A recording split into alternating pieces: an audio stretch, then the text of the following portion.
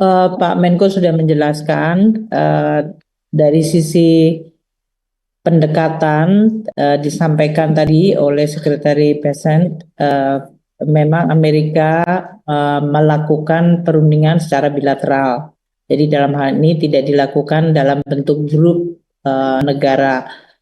Namun itu tidak berarti bahwa Indonesia dan tentu saja dalam hal ini kita dengan ASEAN tidak bisa bertukar informasi untuk bisa melihat apa potensi-potensi kerjasama baik di dalam proses perundingan ini maupun di dalam konteks apa yang bisa dilakukan untuk memitigasi risiko dan berbagai kemungkinan.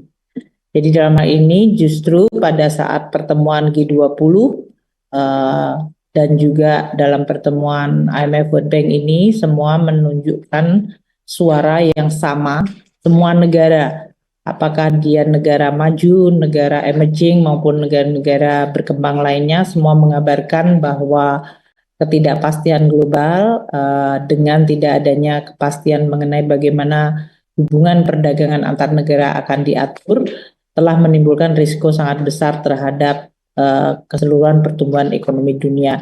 Dan dengan melihat bahwa ini adalah masalah bersama, maka muncul tekad untuk bekerja sama agar risiko ini dapat dimitigasi atau dihindari. Untuk beberapa topik pembahasan seperti untuk negosiasi tadi, selain substansinya yang telah disampaikan oleh Pak Menko di dalam pertemuan tersebut, beberapa materi disambut positif, namun ini adalah masih proses negosiasi.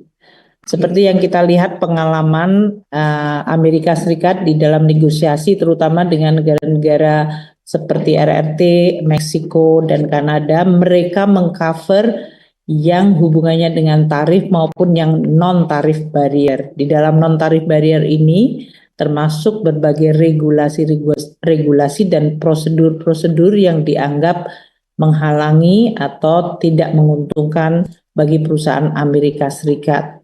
Nah, di dalam konteks ini tentu kita nanti akan melihat apakah regulasi ini apabila akan di-remove atau dimodifikasi baik untuk bisnis di Indonesia sendiri. Karena seperti Presiden Prabowo menyampaikan, deregulasi ini adalah untuk mengurangi beban dan halangan-halangan bagi private sector untuk bisa berbisnis. Jadi tidak ditujukan untuk satu negara seperti Amerika Serikat.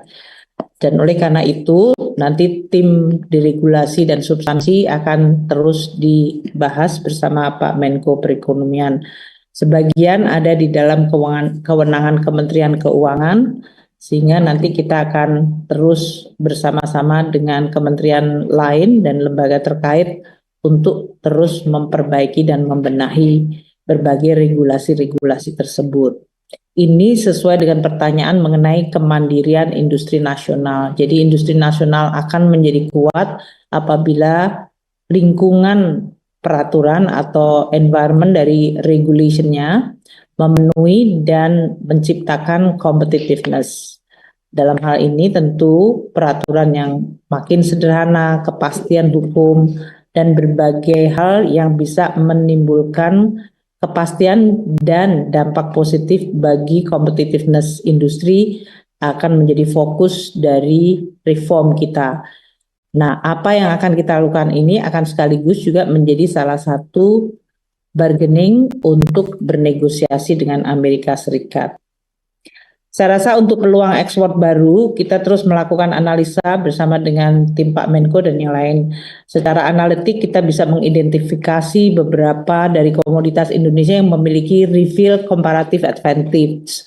Itu biasanya secara teoritis dari perdagangan internasional menggambarkan bahwa komoditi yang memiliki RCA atau reveal comparative advantage di atas 1 itu berarti Indonesia relatif memiliki kemampuan kompetitif. Nah, ini oleh teman-teman di Kementerian Keuangan, baik itu di BKF, Bea Cukai, dan Pajak telah melakukan analisa dan nanti akan kami sampaikan kepada Pak Menko untuk bisa kita bahas bersama apa yang bisa kita lakukan untuk mendorong berbagai industri-industri nasional yang memang memiliki comparative advantage yang sangat kuat sehingga dia mampu untuk menembus tidak hanya pasar di Amerika tapi juga pasar-pasar yang lain. Untuk tadi yang disampaikan mengenai ASEAN secara grup, karena sekarang baru saja 2 minggu yang lalu kita juga bertemu di Kuala Lumpur untuk Menteri-Menteri Keuangan. Tadi juga Amerika Serikat menyampaikan bahwa mereka hadir pada saat seperti pertemuan Menteri-Menteri Keuangan dan Gubernur Bank Sentral. Dan mereka juga menanyakan bagaimana respons ASEAN secara grup, sehingga ini juga bisa menjadi salah satu referensi bagi Amerika Serikat untuk melihat ASEAN sebagai satu grup. Saya rasa itu yang bisa saya sampaikan, Bapak. Terima kasih, Bu Menteri Keuangan. Silakan Pak Aryo. Baik Pak, ada beberapa hal. Termin aja Pak Aryo ya. Siap Pak Menko. Termin terakhir. Siap Pak. Termin kedua